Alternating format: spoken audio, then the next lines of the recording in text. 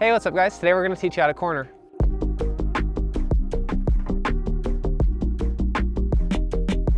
So we've already done a cornering part 1 video, which is how to corner on flat turns and switchbacks, like when you have your outside foot down. Today we're going to tackle berms and higher G-force corners when you have your feet level. And we're going to talk about how to enter the corner, how to lean into it, where to look, where your body position should be. And the goal today is to help you carry more speed, feel more confident, and have more grip just after a day of practicing. Okay, so we got April out here.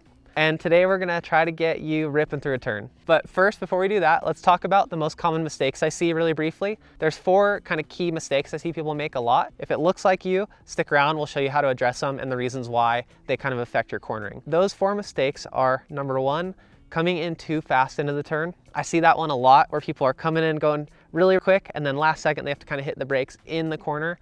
I'll tell you why that's a big deal and how braking before can really help your cornering. The second mistake I see people make is they're not really sure where to look through the turn. They have good intention, they come into the corner and then they kind of get lost on where to be looking, and a lot of times that'll make you blow over the top of the berm. So that's the one I see a lot of people make as well. Mistake number 3 is body position coming into the turn. Should you be standing? Should you be seated? Should be over the front of the bike, the middle, or the back? We'll talk about that as well. And then number 4 that I see is people coming into the corner, they're doing everything right, and then mid-turn they'll push their bike out in front of them.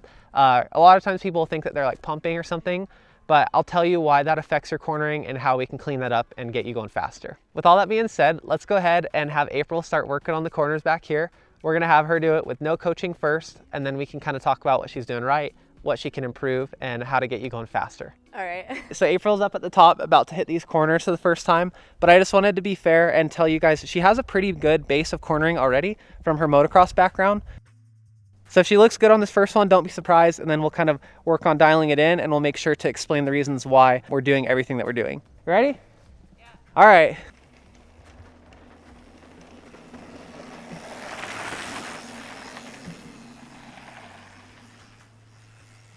Cool. How'd that feel? Is that okay?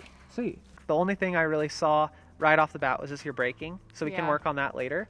How about first, we'll kind of start back at the basics and we'll talk about riding position for people, and then we'll work on how to enter the corner, where to brake, where to let off, and where to look. All right, well, let's go down and we'll just kind of do a little overview. Okay. Okay.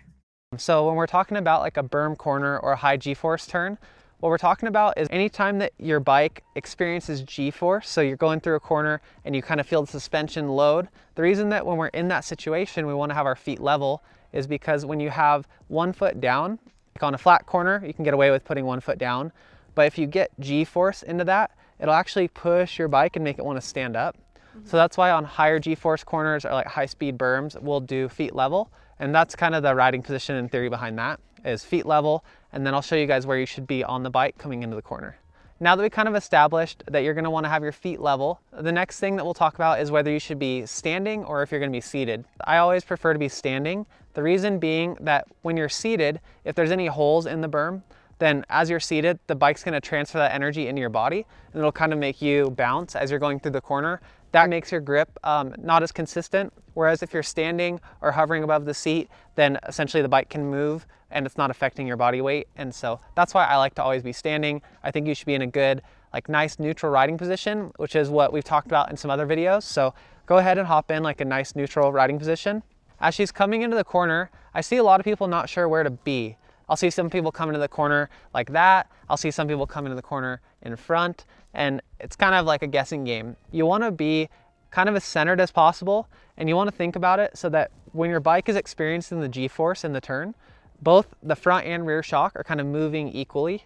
The reason being for that is if your bike is moving equally, front and rear, your head angle and your wheelbase and all of the geometry on your bike maintains the same arc, and so you'll have a consistent turn through the corner. I'll kind of show you guys what that looks like with April. So right now, if she's in this position, if she were to bounce, so bounce a couple times, you kind of can see both the front and rear shock moving equally. Now go further back and now like compress like you're hitting G. So now you can see the rear shock just moving. And what that'll do is as you come into the corner, if you're too far back, it'll compress the rear shock and it'll make your bike change the angle through the turn, and you'll kind of have to steer to adjust. What we want is you to brake, come into the corner, lean, and just have a nice edge like you're almost skiing or snowboarding or something. April had a really good question about pumping in a turn and like where do you pump and how do you pump through a turn. For me, like when I'm riding a pump track and I'm on a hardtail, I'll really pump a corner super hard because I'm trying to get as much speed out of it as possible. And with the hardtail, the rear suspension isn't compressing and like changing the angle of it. But on my full suspension bike, I'll kind of sacrifice a little bit of the pump that I can get by staying more centered on the bike because I don't want it to kind of do the big movement. I want to stay as centered as I can. And if there's a pocket, like when your suspension starts to compress, that's where you'll get the pump. So as your suspension compresses, if you just push into that pocket harder and put more weight into it, it'll kind of squirt your bike forward. But it's a little bit different technique. Out here today, especially on like bigger berms and 180s, I don't really like to get off the back of the bike and pump because for me, a little bit of extra speed isn't worth the change in the angle and it kind of messes me up for the turn. So I don't know if that makes sense. Yeah, that does. Okay. So that's kind of how I think about pumping in a turn. The point in the turn where you should be pumping is when your suspension is compressing and you'll feel that. If you can just put more weight into it right there, you'll kind of get a little bit of boost.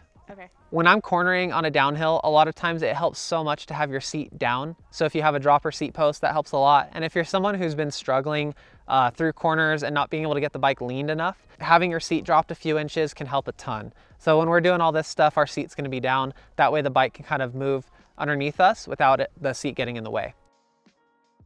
Now that we went over kind of the basics of body position and everything, let's go ahead, take it back to the trail and we'll talk about entrance and where we're gonna be looking through the corner and how to rip it.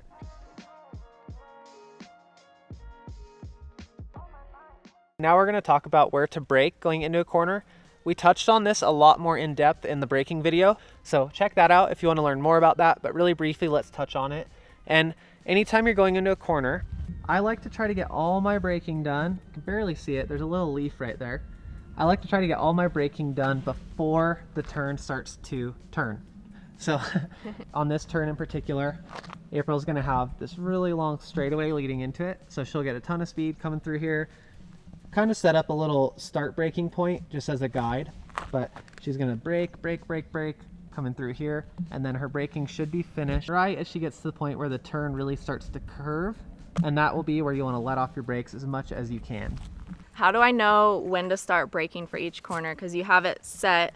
It makes sense to always have that end point where it starts to turn for braking, but will it always be this much distance of when I start braking? It will change a lot between riders and into different turns and depending on the straightaway. So it's really hard for me to give you like this is how you do it and it's always 10 feet or 15 feet or whatever. But what I would say is just practice, and this is where sessioning comes in handy. You'll really start to learn like how effective you are at braking, and on a day, even like a dry day, we might have to start braking here, and if it's tacky, you'll brake there. Okay. But we just want to get controlled speed by the time the corner starts to turn. Okay, so and I want to be off the brakes by then. Yeah, off the brakes. And if you can't, for some reason, if you go into the corner and you can't do no brakes all the way around, I really like to recommend lightly using the rear brake.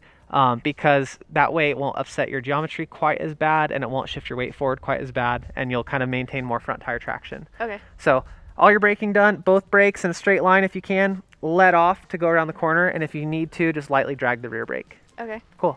Where should I be at in the corner? Like line selection? That is a good question about line choice. And for the most part, on most turns, you want to try to be as wide as you can coming into the corner. So that way it'll smooth out the arc around the turn. The further inside you are, the more of an abrupt turn you'll have. And the further outside you are, the smoother it'll be. So on this corner, what I would do is I would come in like this to the right of this little banana leaf and get over, set up, let off the brakes and corner. And then just maintain a constant arc all the way through the corner, if you can. Okay. Here is an example of my line choice through these turns. As I come into the first turn, I begin braking evenly with both the front and rear brake, and I set up as wide as possible to allow for the smoothest arc through the corner. Here you can see I'm just starting to lean my bike in preparation for the corner, and I'm still on both brakes. Just a moment later, as my bike enters the curve of the turn, I let go of both brakes to allow for the most traction possible and to reduce the chance of my body weight shifting on the bike. As I go around the turn, I'm not touching either brake, and I'm looking down the trail in preparation of setting up wide on the next turn.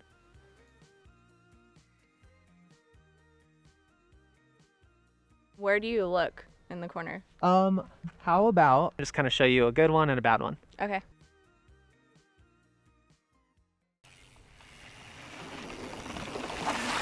That was one where I kind of was looking at the apex the whole time, and that pushed me wide as I exited the turn. On this one, I'm gonna look through the turn, kind of back down the center of the trail where I'm planning on going or where I wanna go, and it'll kind of snap me around and get me to carry more speed. So on that one, I tried to like come into the corner and kind of look out down the trail, and that really helped me kind of set up, and not only set up and get out of the corner faster, but it helped me plan better. That's why it's really key to look through the turn, because not only does it help you turn the one that you're on, but it helps you kind of read the terrain in the next section of trail. So that's why it's so key. A lot of times if you fixate on blowing the berm, or if there's like a little tree root or something at the end of the corner that you're looking at, you'll pretty much always hit it. So just try to look where you want to go, look for success, don't try to look for failure, and it'll help a lot.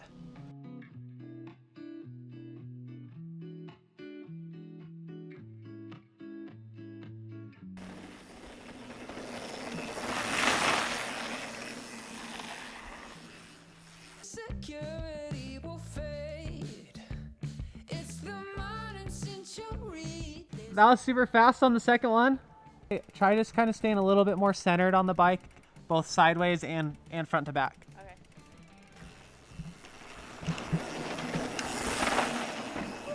Yeah. Sweet, that one looked way better. It felt faster in that first one. Yeah. You said I was leaning too far back a little bit in the first one, and then I kind of focused on going a little bit more forward, which is more neutral actually. It feels more forward for me, but it felt the speed.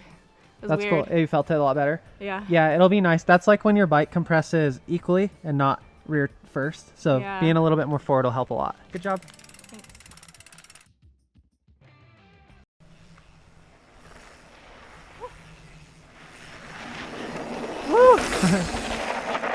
You're getting better and better, but I saw that you started to get in kind of the old habit and made us realize that we weren't like touching base on a really important part. When I watch you start the corner, you kind of swing your hips into the turn to get the bike to lean. As she's entering the turn, she is swinging her hips to the inside of the bike and the inside of the corner to initiate her lean. This is similar to hanging off the bike like a MotoGP racer would. What this does is it causes a slight delay between the moment she points her hips into the turn and when the bike actually follows and sets its lean angle. Usually on a bicycle, since the bike has such little mass compared to you, it is easier to make fine-tune adjustments in your turn angle if you keep your weight centered or slightly outside of the bike's center line, and then you can guide the bike with your arms. In this example, you can see that I like to lean the bike more than my body when going through a turn. Doing this keeps more of my weight over the cornering knobs for better grip, and it allows me to make those fine-tune adjustments to my bike's lean angle by simply guiding the inside hand down or by pushing on the outside foot or hand to stand the bike up. The more aggressive the G-force in a turn, the closer you will be to a 50-50 split, but I like to avoid having more weight to the inside than the outside 99% of the time. What I like to do instead is I'll kind of have 85-90% of the weight in my feet, and then I'll lightly push down on the inside handlebar to get the bike to start leaning. So I'll kind of like push down on the inside handlebar as I start to look. Instead of like having a moment where the bike falls, you want it to kind of be guided into that rail. So yeah, like when I'm saying to push your inside hand down, I'm not saying that like with all your force you just push down. It's really, like I said, most of the weight is in your feet. And right as you start to get into the turn, I just do a light lean with my head, kind of like the wall ride video, but not as exaggerated. So just a light lean with the head, kind of inside, which will start initiating the turn, and then I just lightly push down on my inside handlebar, and that'll kind of get me to carve. Instead of like April right now is initiating the turn by putting her hips into the center of the turn, it kind of creates a moment where you go in and then your bike follows, and you want it to be like as consistent as possible. So Okay. yeah, so try that. I'll try. All right, you're doing good though. Thanks.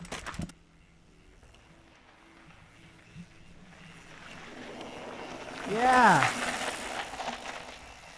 that looks a lot better. Yeah. Does it feel weird?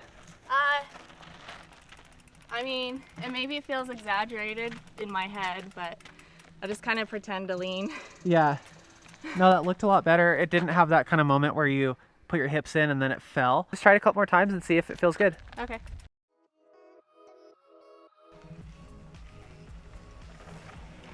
Yo! Woo! That was so good. That one was good. Thanks. Did you feel that? Yeah. Yeah. Felt faster. That was sick. Both corners. Yeah, you look smoother too. That's the biggest thing is like pushing the inside bar down instead of leaning your hips in, you were so much smoother as you went around the corner, and like you didn't have any weird moments of like weight transfer. Yeah, it makes it almost feel slower though because it's smoother. Yeah, totally. Like you had way more control, and sometimes that makes it feel slower, but if we were racing, you would have been faster on that. So Sweet. yeah, that was cool. Thank you. Yeah. What did you take away from today with all, I mean, we talked about a lot of stuff, so it's really hard because there's so many things to think about, but what were kind of the key takeaways that helped you the most? For me, the thing that helped the most was the fact that I was moving my hips over in the corner. And what helped me the most was staying neutral, where I thought I was staying neutral. Like neutral as in like forward back on the bike? Yes, and sideways, Side to side, yeah. Side to side, completely neutral. Yeah. And then to like focus more on a lean, so bike and body lean and not just body. I feel like you got a lot faster, which was sick, and that was kind of the goal. And aside from getting faster, the other goal is like getting as much grip as possible. And so by her being more neutral on the bike instead of being off the back into the inside, it really helps kind of plant that contact patch of the tire into the ground. And so I definitely felt more front tire grip. yeah, you had more weight in your arms. Yeah. That's cool. So yeah, a lot of people too, she was kind of curious. She's like, well, I feel like I'm getting more load in my front tire. Is that bad? And it's weird, but on a bike, like the more weight you put on your front tire, leaning forward will make it less likely to wash out, and moving back, you'll have more of a chance of the front tire washing out. Okay. So yeah, you did really good. Thank you. Thank you guys so much for watching. I hope this was helpful. I'm sure there's a few things we missed, so if we missed anything, throw it in the comments and we'll try to get to it as soon as we can. These ones are like pretty tough because there's so many little things to do, but we're trying our best. Hopefully it was fun. And yeah, if you could click like, that really helps us out a lot. And subscribe if you didn't already, that'd be sweet. So yeah, thank you guys. Yeah, thank you. All right, we'll talk to you next time. Oh, and we're gonna do part 3, uphill cornering eventually. So we'll do uphill switchbacks and stuff. We've been getting a lot of requests for that. So yeah. All right. All right, thanks guys.